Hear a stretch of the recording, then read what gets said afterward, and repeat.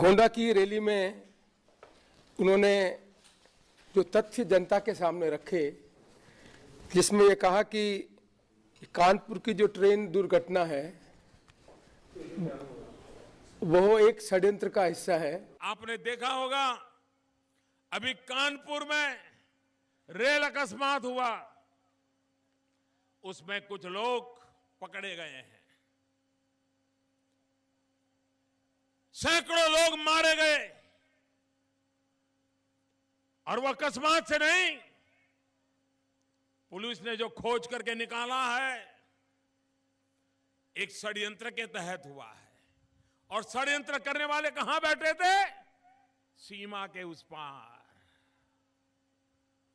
भाइयों बहनों, अगर सीमा पार के जो हमारे दुश्मन हैं वे अपना कारोबार सीमा के उस पार से चलाना चाहते हैं तो गोंडा जिले में ज्यादा सतर्कता जरूरी है कि नहीं है?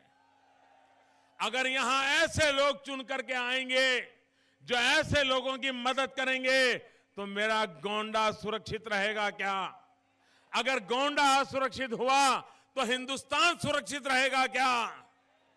भाइयों बहनों, गोंडा में तो देशभक्ति से भरे हुए लोग, इन्हीं को सत्ता में बिठाना चाहिए, तभी भाइयों बहनों हम गोंडा का भला कर सकते हैं। और इसलिए चुनाव में कोई गलती नहीं होनी चाहिए।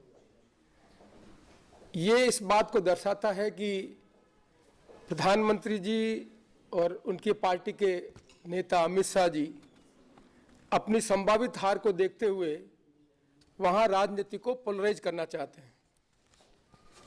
यदि ये घटना की जानकारी प्रधानमंत्री जी को है तो देश चला रहे हैं वो, उनके पार्टी के गृह मंत्री हैं, उसी प्रदेश से हैं, तो ये अपेक्षा की जाती है कि उनकी जानकारी में होगा कि ये इंटेलिजेंस की फेल्योर के कारण हुआ है।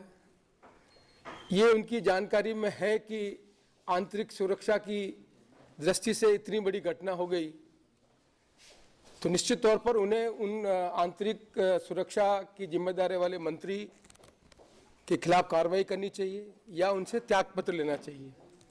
पहले भी ऐसी घटना बॉम्बे में हुई थी यूपीए की सरकार में, तब तत्कालीन गृह मंत्री जी ने त्यागपत्र दिया था। कांग्रेस पार्टी सदैव इस बात में विश्वास रखती है कि जो कुछ भी इस तरह की घटना है उनकी पूर्ण जांच की जाए और जो भी जिम्मेदार है उसके खिलाफ कार्रवाई की जाए। कानपुर की घटना के संबंध में जांच चल रही है और प्रधानमंत्री जी की जानकारी में ये है कि ये षड्यंत्र हुआ है, तो ये और ज़्यादा दुर्भाग्यपूर्ण है कि देश के प्रधानमंत्री की जानकारी में होने के बाद, प्रधानमंत्री उस प्रदेश के होने के बाद इस घटना के संबंध में जो कार्रवाई करनी चाहिए वो कार्रवाई करने की जिम्मेदारी लेने से बच रहे हैं। इससे उल्टा परिणाम में निकल रहा है कि अपनी राजनीति को पोलराइज करने के लिए संवैधानिक पद पर बैठे हुए पद की गरिमा के अनुरूप वो काम नहीं कर रहे हैं, उस पद की गरिमा को कम कर रहे हैं। नेता उड़ गए, टोपी उड़ गई, उड़ गए उनके कान,